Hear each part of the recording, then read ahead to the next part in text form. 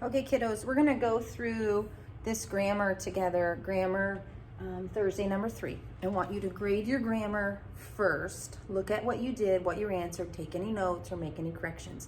As soon as you're done going through this grammar, I want you to go ahead and start your grammar quiz, which is in Google Classroom, and the link is on number 2 on your to-do list of your slide deck today. So let's go through this. Hopefully you can see it. There's no microphone on my desktop. So in order for you to hear me explain this, I have to record it this way. But I will also make sure that the answers are put in a doc so that you can look at each of the answers on paper if you need to, or if you have trouble seeing my screen here. So we've got Thursday going on. The first one says, correct the run-on sentence. The show begins at 7:30. Make sure you're there before 7:15. Now we've got a sentence here, and we need to make it not a run-on. So we've got 2 ideas squished together into one idea, and it gives us 3 methods that we can use. And we've done this now for 3 weeks. We can make this into 2 sentences. We can use a semicolon, or we can add a comma and a conjunction. So let's look at the sentence. The show begins at 7:30. Make sure you're there before 7:15. So you could say, the show begins at 7:30 and put a period here. Oh, Bertha, she's going to give us fits. You can put a period there and then capitalize this M to make it correct. That's one option. Option 1 is to put a period. The show begins at 7:30, period. Cross out the M and make that a capital. Make sure you're there before 7:15. That's option 1, and that is the rule that we take and make 2 sentences. So when we make 2 sentences, the show begins at 7:30, period, and then we make this M capital M. Okay, that's option 1. Option 2 is where we take this, come on, let's try green.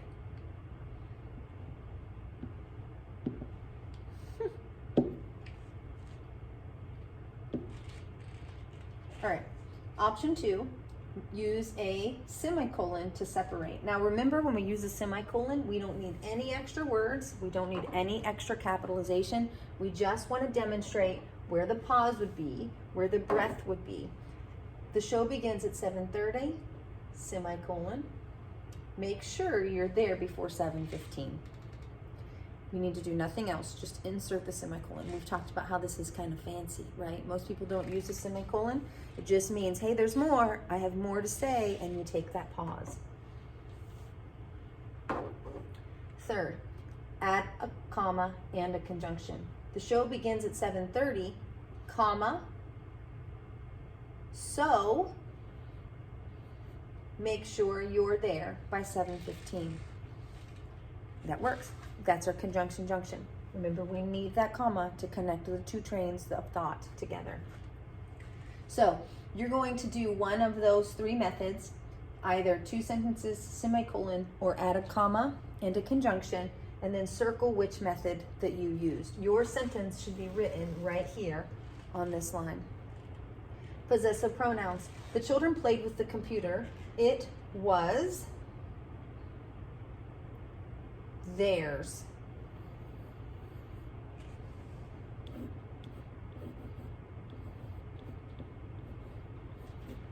Because we're talking about the children. The children played with the computer.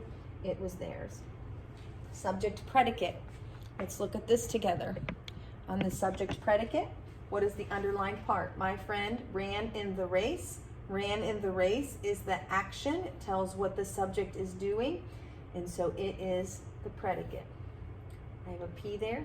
I could also just circle predicate here because it shows that it's the predicate. I'm going to scroll down a little and clear that ink. Pronoun antecedent, agreement. Circle the antecedent. The dog could not find its bone or their bone. Its bone.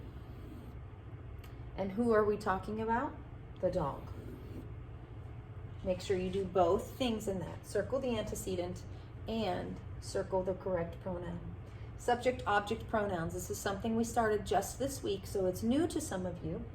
Remember, you can only use certain pronouns as the subject of a sentence, and the others belong in the predicate part, and they become objects. They become something that the subject does or gives or is around.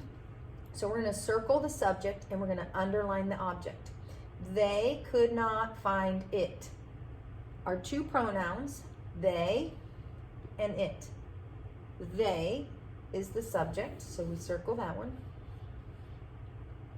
It is the object, so we underline or we put object over it. Last, there, and there.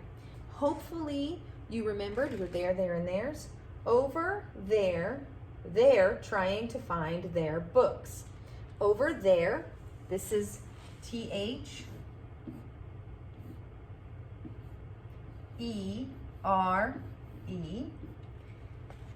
There, as in they are, THEY, comma, or apostrophe, sorry, RE. Oh, this smart board is just not playing with us very nicely today. Over there, they're trying to find their books, THEIR. All right, looks like my kindergarten writing is working out really well. Check yours, and once you've checked yours and it matches mine, go ahead and start your grammar quiz. Good luck.